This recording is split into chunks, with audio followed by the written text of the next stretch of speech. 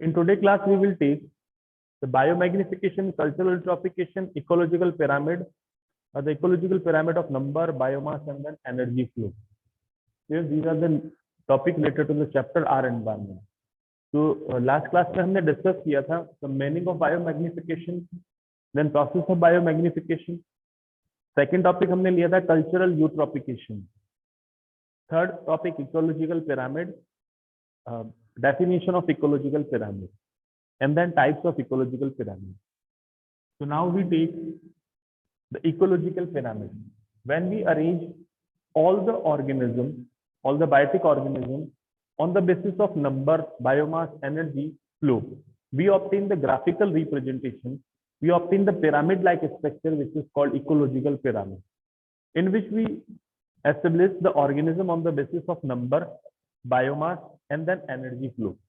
हम तीन क्राइटेरिया लेंगे इकोलॉजिकल पिरामिड के। नंबर वन क्राइटेरिया होगा which is on the basis of biomass, on the basis of energy flow, and then on the basis of number, in which we will take ecological pyramid. So first of all, we will take the number system. Let ecological pyramid of number.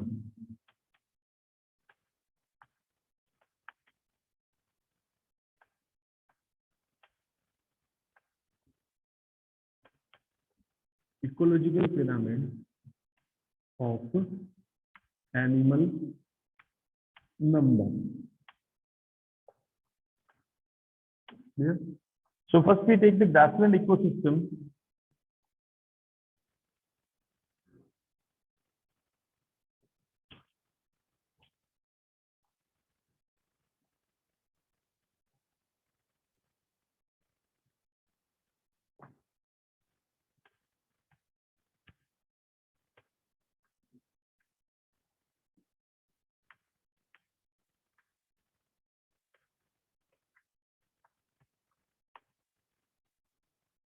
In which we will take the grassland ecosystem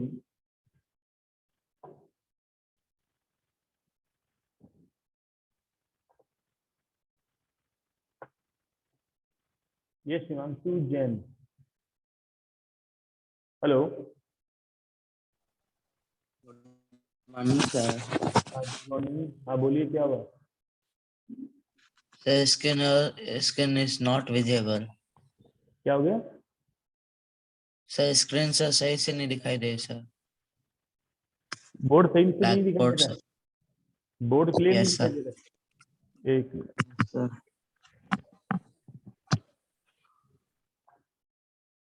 अब देखो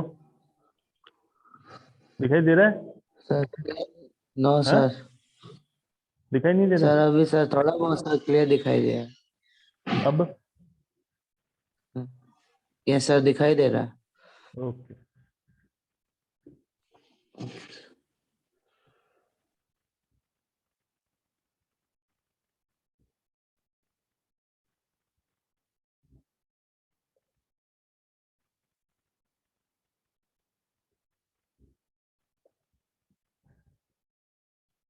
So we will take the ecological pyramid or number of ecological pyramid, in which we will take the first producer, second primary consumer, third secondary consumer, and then fourth tertiary consumer. These are the sequence in the pyramid. So at the base we will take the producer, just about the primary consumer, then secondary consumer, and then tertiary consumer. Why we arrange this? Because the number of producers is a maximum. In grassland ecosystem, the highest number of producers present. After then, primary consumer like grasshopper is less number to the producer. Then secondary consumer, which is frog, is less number comparative to the grasshopper. And in top consumer, which is snake, is the less number comparative to the frog. So high number, low and lowest number of consumer. So when we arrange this on the basis of number, we obtain these graph-like structure. Sorry, we obtain this pyramid-like structure, which is called ecological pyramid of number. अब यहाँ पे हमने क्या कर दिया? Producer को establish कर दिया। प्रोड्यूसर क्या हो गई? ग्रास हो गई, इसके नंबर ज्यादा होंगे। यहाँ पे हो गया ग्रास हॉपर, ग्रास हॉपर को फूड के फॉर्म में ले रहे हैं फ्रॉग, और फ्रॉग को फूड के फॉर्म में कौन ले रहे हैं? स्नेक। तो यहाँ पे इमेजिन करते हैं कि ग्रासेस जो हैं उनके जो लीफ स्पीसीज हैं उनके नंबर हैं 1000। ग्रास हॉपर की इमेजिन करते हैं नंबर है 100, फ्रॉग के नंबर है 50 और स्नेक के नंबर है 25। क्लियर? तो 1000, 100, 50 एंड देन 25। तो हमने जब इनको अरेंज किया तो इस नंबर के बेसिस पे हमने इनकी लेंथ या बेस लाइन बनाई, और बेस लाइन बनाते गए और फिर बेस लाइन को आउटसाइड से हमने अटैच कर दिया। That time we obtain the pyramid like structure which is called ecological pyramid. तब हम इसको क्या बोलते हैं? इकोलॉजिकल पिरामिड बोलते हैं। ठीक है। अभी नंबर के पिरामिड में सबसे नीचे वाले जो मेंबर्स होंगे वो हाईएस्ट नंबर में, सबसे ऊपर वाले लोएस्ट नंबर में होंगे। ये पिरामिड जो है वो स्ट्रेट अपवर्ड है, सीधा बनता है। अब इसी इकोसिस्टम में इनवर्ट यानी उल्टा पिरामिड कौन सा बनता है? ट्री इकोसिस्टम का। उल्टा कैसे बनेगा?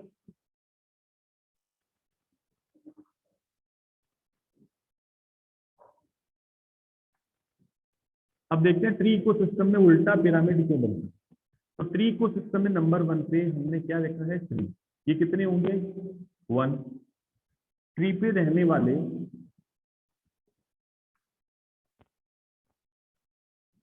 जितने भी बर्ड्स, ठीक है, इनके नंबर मान लेते हैं 100 है। नंबर इंक्रीज हो गए। यहां रहने वाले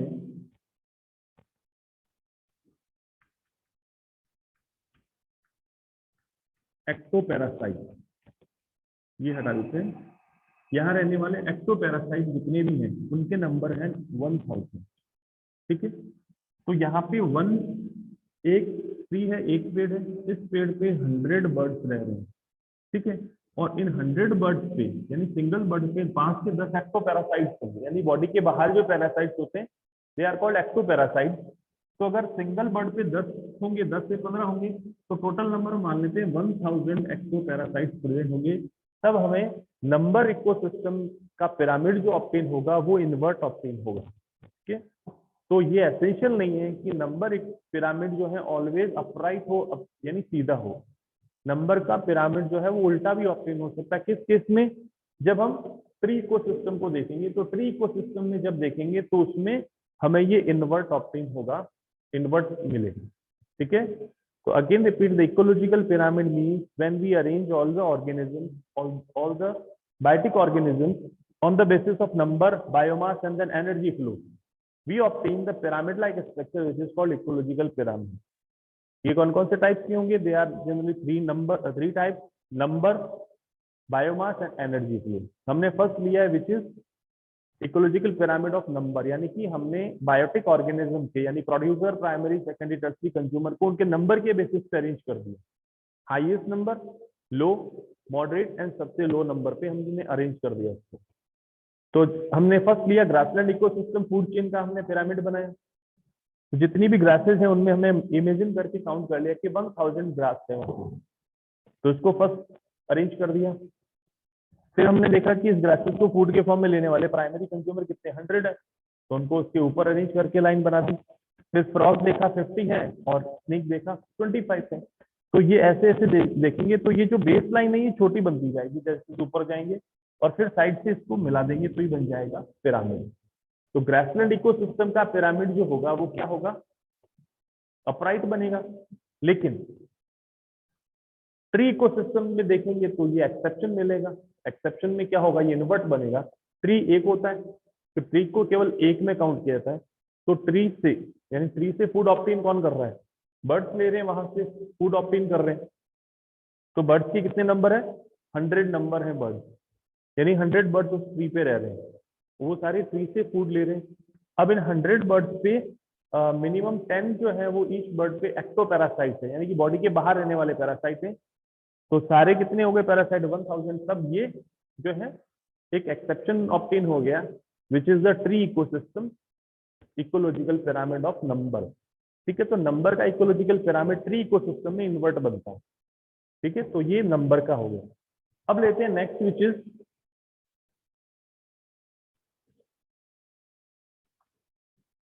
नंबर के बाद सेकंड टर्म आती है which is biomass ecosystem, biomass pyramid, which is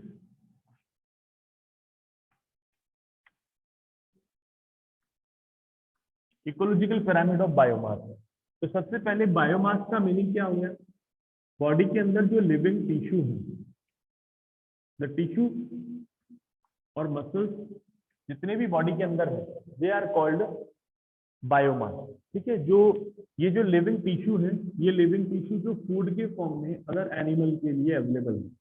ठीक है, फूड के फॉर्म में, यानी कि फूड है ये अदर ऑर्गेनिज्म के लिए। कैसे देखते हैं अभी? लिविंग ऑर्गेनिज्म प्लांट है, इमेजिन करते हैं प्लांट का हमने कौन सा पार्ट फूड के फॉर्म में लिया, इमेजिन करते हैं फ्रूट लिया है, वेजिटेबल लिया है हमने। ठीक है, तो जो हमने फूड के फॉर्म में यूज में लिया है, ये प्लांट का क्या है? बायोमास है। अब प्राइमरी कंज्यूमर को सेकेंडरी कंज्यूमर फूड के फॉर्म में ले रहे हैं, that time the primary consumer flash, यानी उसका जो मीट है प्राइमरी कंज्यूमर का, वो सेकेंडरी कंज्यूमर के फूड के लिए यूज में आ रहा है। तो प्राइमरी कंज्यूमर का ये जो मीट या फ्लैश है, लिविंग टिश्यू है, ये क्या हो गए? इसके बायोमास हो गए। क्लियर? तो ये इसके बायोमास है।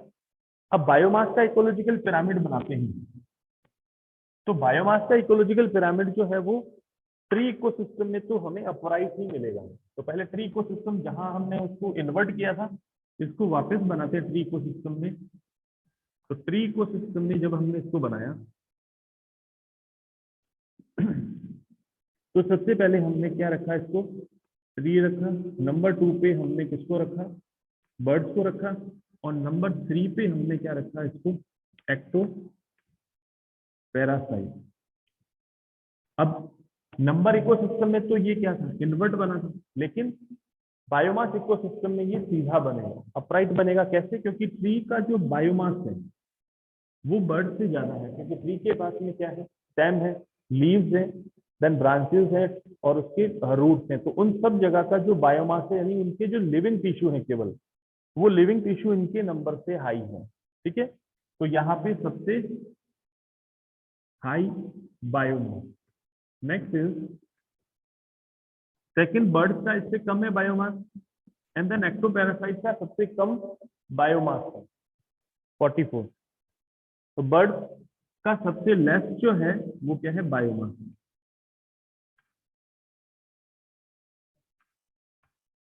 ठीक है, तो इस वजह से ये जो बायोमास का जो इकोलॉजिकल पिरामिड है, ये क्या होगा?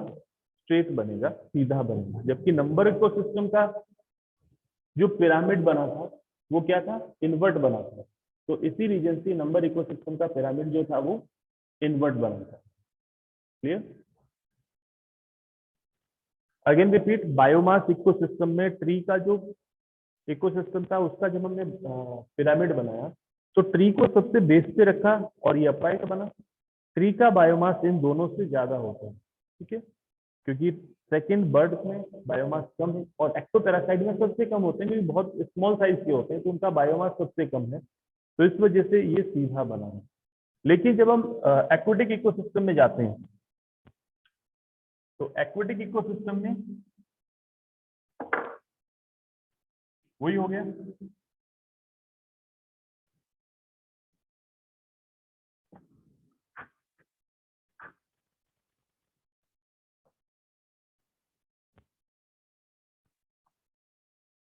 देखो, नंबर 1 एक्वेटिक इकोसिस्टम में सबसे फर्स्ट मेंबर कौन है? Phyto plankton. That means microscopic plant, unicellular plant हो गए। के बाद में जू प्लैंकटन, ये हो गए माइक्रोस्कोपिक एनिमल हो गए। ठीक है, जू प्लैंकटन को फूड के फॉर्म में कौन से ले रहे हैं? स्मॉल फिशेस फूड के फॉर्म में ले रहे हैं। और स्मॉल फिशेस को फूड के फॉर्म में कौन ले रहे हैं? ये लार्ज फिशेस जो है वो फूड के फॉर्म में ले रहे हैं। तो यहाँ पे ये जो बना है, जैसे फाइटोप्लैंकटन है, तो फाइटोप्लैंकटन का बायोमास क्या है? ये लेस है, सबसे कम है, क्योंकि माइक्रोस्कोपिक बॉडी साइज के हैं। और लार्ज फिशेस का बायोमास जो है वो क्या है? हाईएस्ट है, हाईएस्ट बायोमास, क्योंकि बॉडी साइज इनकी बड़ी है। तो एक्वेटिक इकोसिस्टम जो होगा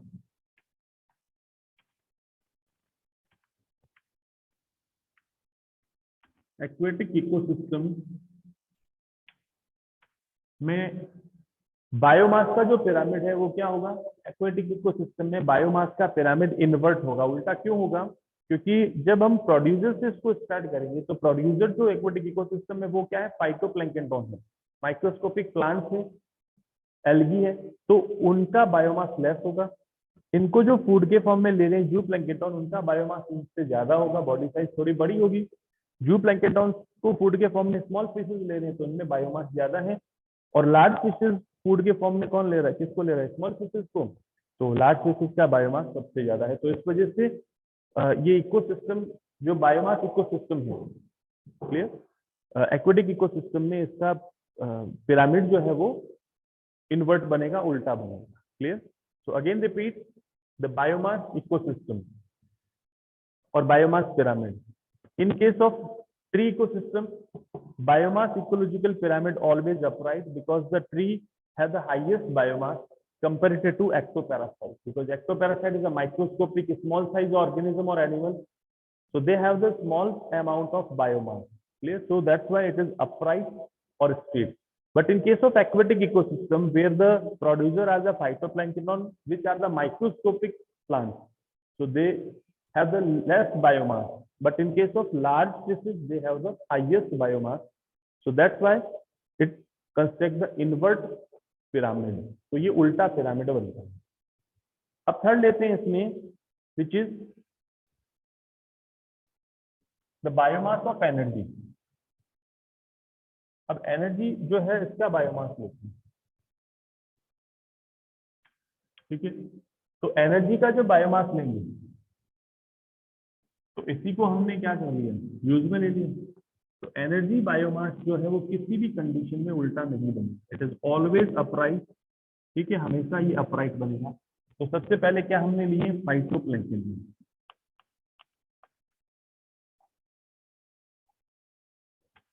फिर हमने लिए जूप्लैंक्टन। फिर हमने ली है स्मॉल फिशेज। और फिर हमने लिए लार्ज फिशेज। तो ये को स्टेट बना दिया। अब यहाँ पे एनर्जी जो है वो हाईएस्ट अमाउंट पे है, क्योंकि हमने बताया था आपको कि 1% जो जितनी भी एनर्जी आ रही है सोलर रेडिएशन से, उसका 1% ही किसमें यूज में ले रहे हैं? फोटोसिंथेसिस में। ठीक है, तो फोटोसिंथेसिस में ये 1% यूज में ले रहे हैं। और इमेजिन करते हैं कि फोटोसिंथेसिस में इन्होंने 1% जो एनर्जी यूज में ली वो कितनी है? 1000 किलो जूल। यहाँ पे ये कितनी चली गई? 100 किलो जूल। यहाँ पे ये 10 किलो जूल और यहाँ पे 1 किलो जूल। तो ये 10% रूल फॉलो कर रही है energy flow.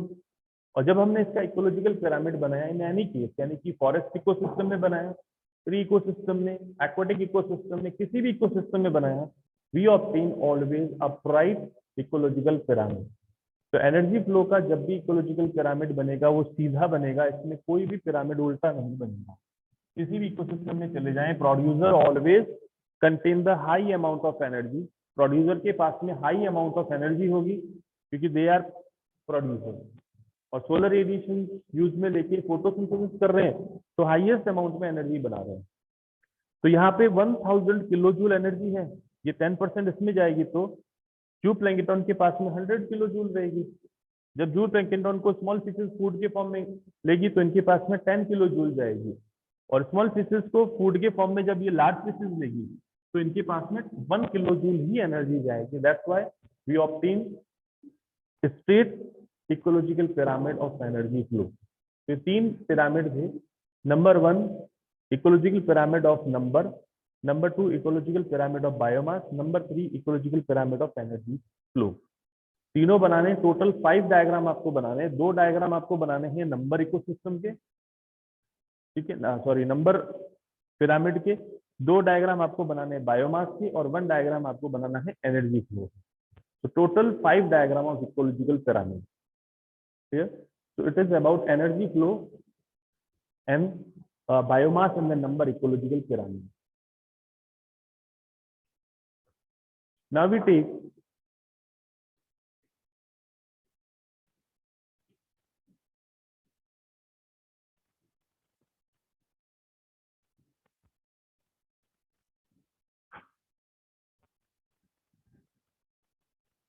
The complete overview of our environment. Our environment में हमने जो जो किया उसका सारा ओवरव्यू लेते हैं कि हमने कौन कौन से टॉपिक किए हैं इसमें आर एनवायरमेंट। ठीक है,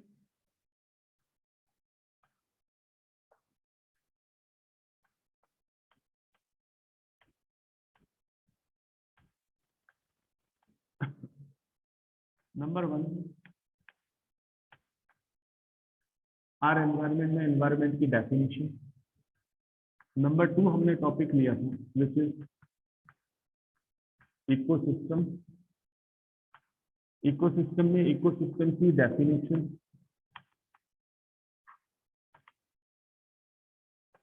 इकोसिस्टम के हमने लिए थे टाइप।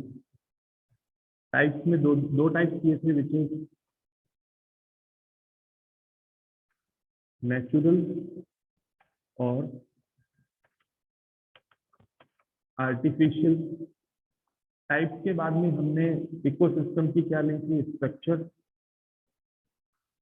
स्ट्रक्चर के हमने रे डायग्राम बनाया था विच इज बायोटिक और एबायोटिक। इकोसिस्टम के सारे हम बताए थे। स्ट्रक्चर के बाद में फंक्शन और वर्किंग ऑफ इकोसिस्टम। वर्किंग के 3 पार्ट हमने लिए थे। Number 1 which is food chain. Second number which is food web. Third number which is energy flow. ठीक है, फिर हमने जो टॉपिक लिया था which is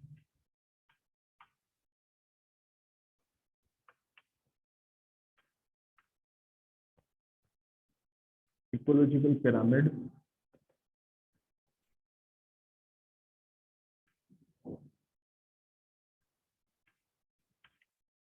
biomagnification,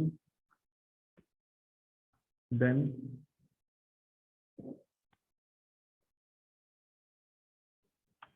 cultural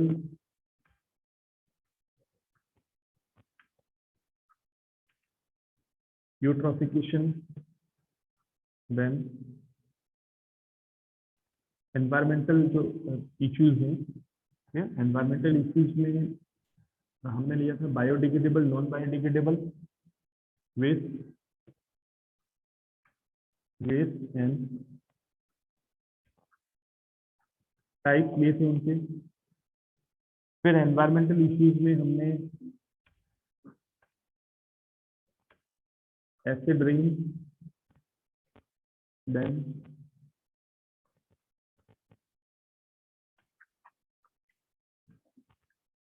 then हमने लिखा green house effect,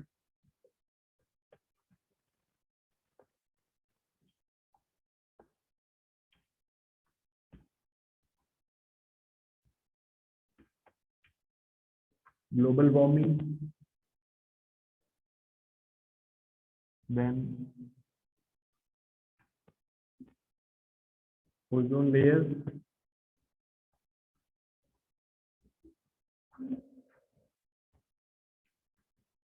management of waste. जितने भी वेस्ट है उनका मैनेजमेंट कैसे होता है, हम उनको डिग्रेडेबल है, नॉन डिग्रेडेबल है, उसमें हमने इसको डिवाइड किया था। बायोडिग्रेडेबल वेस्ट जितने भी होंगे they are convert into the simplest form, तो वो सिंपलेस्ट फॉर्म में कन्वर्ट हो जाएंगे। नॉन बायोडिग्रेडेबल होंगे, सिंपलेस्ट फॉर्म में कन्वर्ट नहीं होंगे, remain in the same state. तो इसमें मैनेजमेंट हमने किया था इनका। रिसाइकल, रीयूज, 2 टर्म हमने यूज में लिए थे कि वापस या तो उसको यूज में ले लें या रिसाइकल करके न्यू फॉर्मेशन में उसको यूज में ले लें। तो ये सारे टर्म्स हमने नोट से किए थे। सो it is overall about the ecosystem और आर एनवायरमेंट। तो आर एनवायरमेंट का ये सारा कुछ जो था ये क्या था, हमारे चैप्टर का ओवरव्यू है। डेफिनेशन एनवायरमेंट की, इकोसिस्टम की डेफिनेशन, उसके type, structure, function, ecological pyramid, biomagnification, cultural eutrophication, waste and waste के type, biodegradable, non biodegradable, acid rain, then green house effect, global warming, ozone layer, management of waste. So it is all about your chapter R environment.